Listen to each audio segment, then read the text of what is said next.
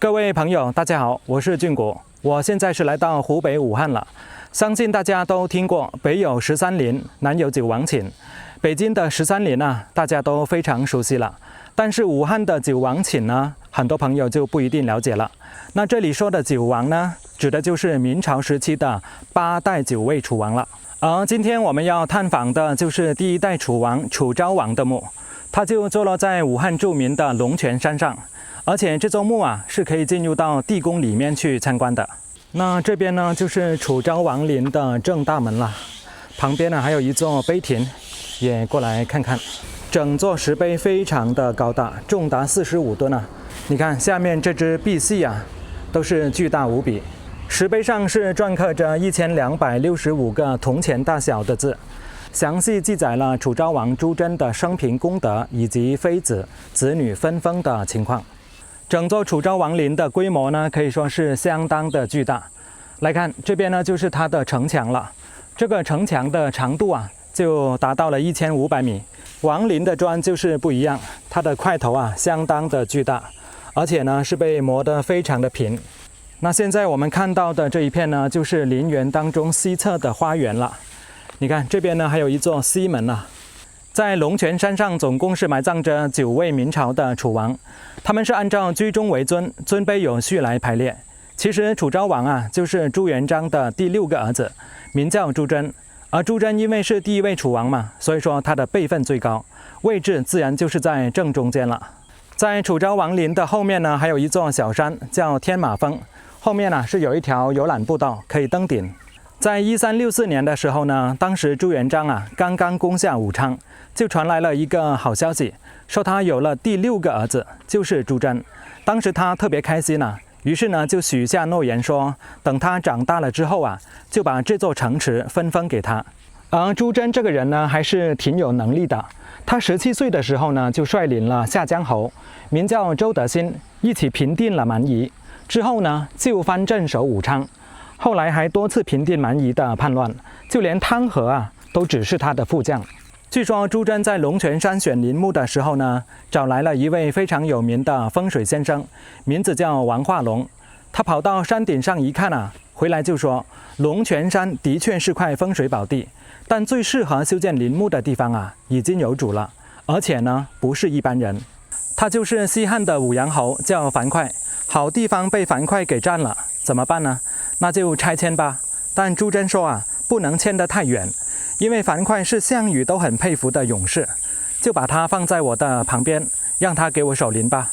樊噲的墓就是在這旁邊啊，我們也過去看一看。後人都說這是讓當年鴻門宴上勇救劉邦的猛將，世代為楚王鎮守大門啊。其實不光是墓葬，這裡還住着世代為樊噲守墓的樊氏後人。那麼為了順利修建陵墓啊，楚昭王就給了守墓人2個選擇，要麼你們改姓朱，要麼接受補償。朝廷呢，用2畝良田換你1畝地，舉家搬遷故土。這就是樊噲的雕塑了，他一手拿着盾牌，一手拿着宝劍，確實是一位猛將的造型啊。來看一下這塊碑記，樊噲，他是今江蘇西北人，少以屠狗為業，初隨劉邦起義，以功封成賢君，後隨劉邦入咸陽，勸劉邦以天下為重，不貪戀秦公子女財貨，又在鴻門宴上持盾直斥項羽。你看他是救了劉邦，確實是一位大功臣啊。這就是樊噲的墓冢了。這座墓冢看起來呢，還是有點奇特啊。它並不是圓形，而是一個方形，一邊是千年祖墓，一邊是皇家藩王。當年的兩難選擇啊，也就成為了龍泉山流傳至今的趣談了。如今2座古墓相依相伴，漢時的名將為明代的藩王守陵，跨越1000年的緣分，也就成為了這裡獨有的風景了。其實南京的明孝陵朱元璋的墓也是有着異曲同工之妙。明孝陵的旁邊呢，有一座東吳大帝孫權的墓。當時修建明孝陵的時候呢，也沒有把孫權墓啊給挪走。朱元璋也说了，就讓他給我看大門。大家眼前的這3座石橋啊，就是王陵標配的金水橋了。中間的橋規格最高，以前啊，就只有楚王嫡系的宗室才能走，两邊的側橋呢，僅供隨行的官員通行，尊卑啊分得清清楚楚。跨過這條金水橋，才算是真正進入陵園核心的祭拜區域。在風水的說法裡啊，河水可以聚攏龍脈氣場，擋煞辟邪，保佑家族興旺。同時，這一條河呢，也是排水系統，能排掉山上的雨水，防止地宮和古建築啊被雨水侵蝕。所以說，它一來是為了彰顯藩王身份的禮制建築，也兼顧實際作用。大家有沒有發現，這座金水橋的欄杆上呢，有一層焦黑的顏色？據說當年張獻忠打進武昌的時候呢，把最後一代楚王朱華奎扔進了長江裡面，然後呢就來到了龙泉山挖掘王陵了。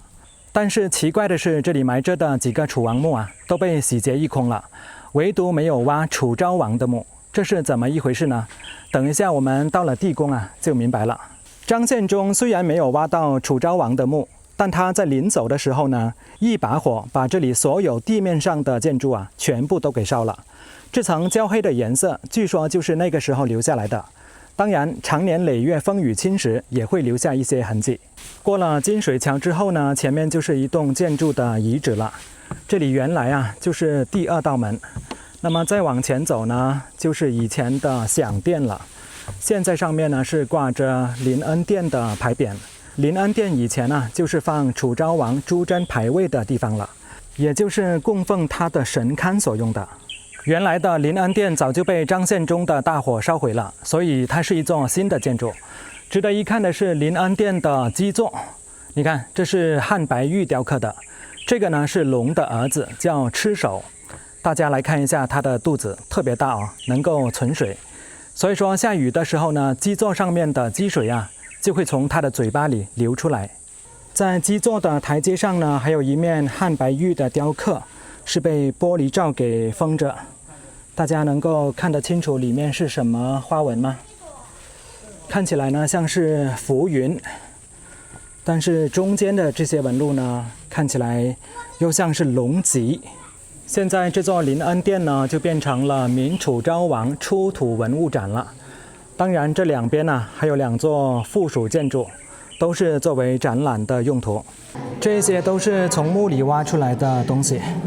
這個是香爐，這個是炭爐，一個非常小的壺子。過了臨恩殿，我們就來到了第三道門了。跨過這道門檻之後啊，我們就正式進入朱桢的後寢院了。過了大門，繼續往前走啊，前面還有一張石供桌，但是上面呢並沒有十五供，而是放着一些現代工藝品。這是因為十五供啊是起源於朱棣的長陵。朱桢死的時候呢，還沒有被發明出來。現在沿着台階往上面走，就是地宮的入口了。為什麼張獻忠當年挖不到他的墓呢？因為通常來講啊，一座陵墓的地宮入口都是在中軸線上，但是楚昭王地宮的墓道口啊，並不在中軸線上，上面寫着明楚昭王墓室。進來之後呢，是可以看到有兩副遺像。這就是楚昭王了。當然，真實相貌是不是這樣呢，就很難說了。另一邊呢是他的王妃陳氏遺像。這裡就是地宮的入口了。大家來看哦，從這裡下來之後呢，還需要拐一個彎，所以當年張獻忠啊，怎麼挖都挖不到他的墓室。下來之後才發現，這個地宮的規模啊，並沒有想象中的大。一般來講呢，像這種藩王墓啊，至少也是有前中後3個墓室。而這個地宮呢，下來之後直接就是後室了。你看，這個就是後室的木門了，是不是感覺特別小呢？但是上面啊，有981個門釘，已經是帝王的規制了。大家再來看一下墓室的上方啊，就是金剛牆的邊上有一圈黑色的，就是木炭。這個呢是用來防潮的，裡面還有石頭。那現在大家看到的這層東西啊，千萬不要小看它，這可是古人的防盜黑科技，它叫碎石窯土層，說白了就是在墓室的上面專門鋪一層碎石加鬆動的泥土，主要就是為了防盜。大家可以想象一下，盜墓賊拿個洛陽鏟往下一探，帶上來的全都是碎石渣子，根本判斷不了墓室到底在哪裡。你要是拿着鐵鍬硬挖，碎石就會嘩啦啦的往下掉，你挖1尺它就塌1尺，挖都挖不動。更狠的是，你要是敢打洞進去的話呢，頭頂上全都是鬆動的碎石，一不小心呢就會發生塌方，直接把盜墓賊活埋在裡面了。所以古人的這一招有多絕呀！他讓你知道下面有東西，但是呢你就是夠不着，而且它還有一個附帶的好處，就是碎石之間有空隙，地下水呢就能順着流走，墓室就不會被水泡了。上頭的封土那麼重的壓力，碎石層還能幫着分散壓力，墓室就不容易坍塌。而且碎石層不止一層，是好幾層交替回填，防盜等級直接拉滿。這裡除了碎石層以外呢，還有一層糯米灰漿。你看這層東西相当的硬。大家看一下這一邊就是主墓室了，前面是供台，後面呢就是放棺椁的棺床了。在1990年考古發掘的時候楚昭王的地宮裡面一共是出土了318件文物，其中還包括了一件國寶，叫做青翠釉瓷碗，號稱遠山寒翠。據說當時考古人員進來的時候呢，楚昭王就躺在棺床上，棺椁跟屍骨都已經腐化了，但是在他的腰上還繫着一根金香木的腰帶，腰帶上呢還有半塊铜鏡。一開始大家都以為這個銅鏡肯定是破損了，但是找遍了整個地宮都沒有找到另一半，這到底是怎麼一回事呢？其實這半塊銅鏡是一封來世情書。在這裡跟大家分享一個小故事在1400多年前，南朝陳國，也就是今天江蘇南京那個地方，這個陳國在滅亡的時候呢，天下兵荒馬亂，駙馬爺徐德言跟樂昌公主就約定，把一面銅鏡分成了2半，說有朝一日我們要是走散了，就在每年的正月15到市場上賣鏡子相認。果不其然，南陳很快就滅亡了。當時的樂昌公主呢，就被隋文帝楊堅賞賜給了楊素。那徐德言呢，從外地千辛萬苦地趕回來，看到公主的僕人正在賣鏡子尋人，結果鏡子雖然是團圓了，但是人沒有了。徐德言是傷心欲絕就題了一首詩，叫做鏡與人俱去，鏡歸人不歸，無復嫦娥影，空留明月輝。公主看到詩之後呢，也是悲痛不已，一連好幾天是不吃不喝，以淚洗面。這個楊素呢，居然被他們的感情給打動了，於是呢就把公主還給了徐德言。其實將半塊銅鏡帶進墓裡的習俗早在西漢時期就已經有了。所以楚昭王的這半塊銅鏡呢，應該是希望自己到了另外一個世界也能夠和自己的愛人重逢，再續前緣。在這個後室裡面呢，你看還有一個後龕，這個後龕呢應該是放置最貴重的物品。那麼左右兩邊呢各有一個壁龕，站在這個位置就可以非常清楚地看到整個墓室的構造了。剛剛就是從這個位置過來，拐個彎之後呢下來，這下方就是墓室的入口。那麼這個位置呢就相當於是中室了，這裡是後室，也就是棺椁的所在地。那麼相對於一個藩王墓來講這個規模呢確實是小了一些。從地宮出來之後呢，這裡還有一條環繞地宮的小路，我們走到後面去看看在後面有什麼發現。這個門洞看着有點嚇人好像就是下去地宮的那一條台階的正下方。算了，沒有帶電筒就不要進去了，繼續往後面走。看樣子呢是不會有什麼新奇的發現了，應該就是繞一圈就出來了。那現在踩着的地方呢，就是地宮的正上方了。你看這個位置呢是地勢最高的，現在就沿着這邊的階梯下去。